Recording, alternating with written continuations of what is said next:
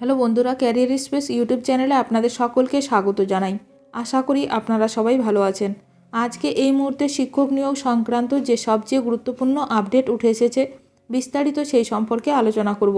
তাই ভিডিওটি অবশ্যই শেষ পর্যন্ত দেখবেন নিয়োগ সংক্রান্ত অনেক নতুন নতুন আপডেট পাওয়ার জন্য।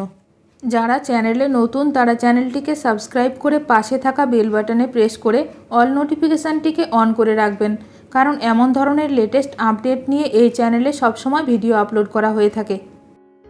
উচ্চ প্রাথমিকের শিক্ষক নিয়োগ নিয়ে আরও অপেক্ষা বাড়ল হবু শিক্ষকদের। কতদিন জানুন বিস্তারিত।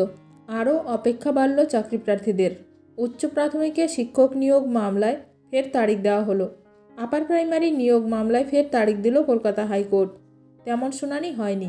কমিশনের পক্ষের আইনজীবী অনুপস্থিত ছিলেন বলে জানা গেছে। এই মামলার পরবর্তী শুনানি 12ই মার্চ। ওই দিন দুপুর 2টার সময় আপার প্রাইমারি মামলার শুনানি হবে।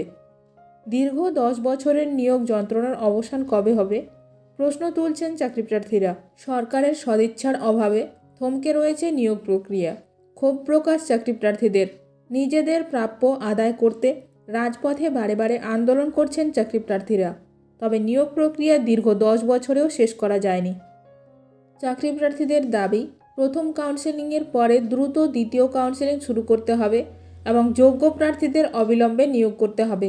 উচ্চ প্রাথমিকের প্রায় 9,000 প্রার্থীর স্কুল বাছাই অর্থাৎ কাউন্সেলিং প্রক্রিয়া হয়ে গেছে, যদিও দ্বিতীয় দফার প্রায় 2,000 প্রার্থীর কাউন্সেলিং প্রক্রিয়া বাকি আছে।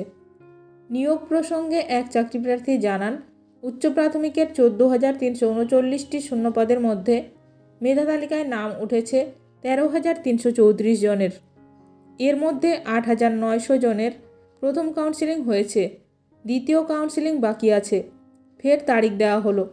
আপার প্রাইমারি শিক্ষক নিয়োগ সংক্রান্ত যে কোনো আপডেট সবার প্রথমে পেতে এখনই আমার চ্যানেলটি সাবস্ক্রাইব করে রাখুন। ভিডিওটি ভালো লাগলে অবশ্যই লাইক করবেন। আজকের ভিডিওটি এখানেই শেষ করলাম। নতুন কোনো আপডেট নিয়ে দেখা হবে নেক্সট ভিডিওতে।